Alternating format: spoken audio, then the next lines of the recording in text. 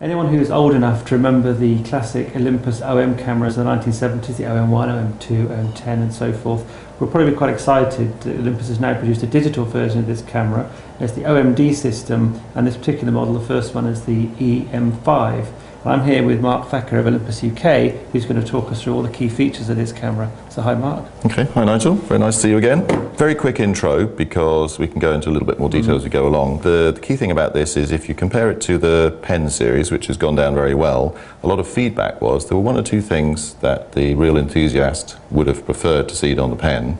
So they've launched essentially what's a new range, which called the OMD, and this is the first one that covers a number of these little bits of information that people have fed back to us. One, first of all, is the built-in viewfinder.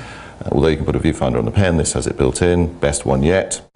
It's faster again, it's fastest autofocus on the market. It has the best colour reproduction and quality, image quality that we've done so far. We'll talk about the sensor a little bit later. It's dust and splash proof, which comes from the E-system. That's something that a lot of people have requested. It's surprisingly popular, but if you're going to make a camera small and portable, then you want to take it outside. It makes logical sense to do that. And we've improved massively the image stabilization, and that's something we pioneered, the built-in image stabilization. We'll talk a little bit more about it later, but it has a new world's first 5-axis image stabilizer built into it. So all in all, it gives you what the pen gives you in terms of portability, but that little bit of extra performance. I've got, I think, reasonably average sized hands, and I know the hands do vary. So if we take a look at the PL3, it fits quite well. But some people would prefer to have a grip, some people would prefer that the buttons on the back were bigger. There's all sorts of things. There's always a trade-off. So like for like, they're similar sizes, but this has just got a little bit more for, I guess, the sort of user who's used to having more to hang on to.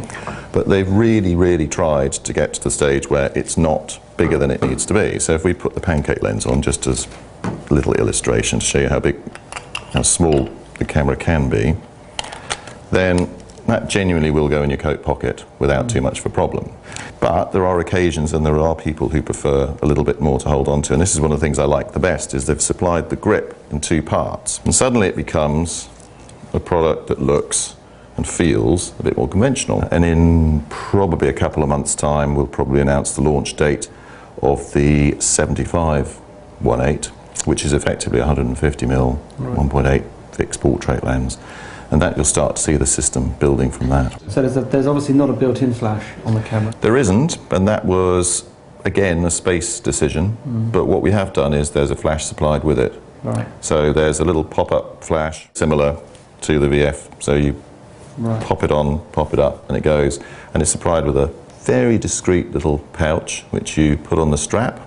So you've got it with you all the time. Yeah, it's not a huge issue, I don't think. And if you want to leave it on, you can leave it on. It's not big, but it is in the box, which some people have missed out. So this is the first weatherproofed Micro Four Thirds camera, okay? And is this got the same level of weatherproofing as some of the? Basically the same as the E5. It's designed to be able to take the average rainstorm without too much of a problem. To put all the sealing in a body of this size is quite an achievement. Let's talk about the lens now, because one of the really clever things about this lens is that you've got both a manual zoom and an electronic zoom, depending on whether you're shooting stills or video, haven't you? So when the ring is pulled back, it's a conventional manual zoom. Just pull it forward one, and it becomes electronic for video, automotorized zoom.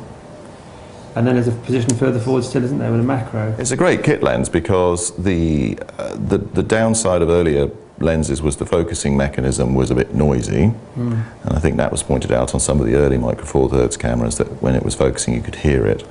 So we launched the MSC, that's movie stills range, about 18 months ago, and all subsequent lenses have become MSC, and that means that their focusing is very quiet. Speaking of movie, is it full 1080? Yeah. Is it AVC HD or?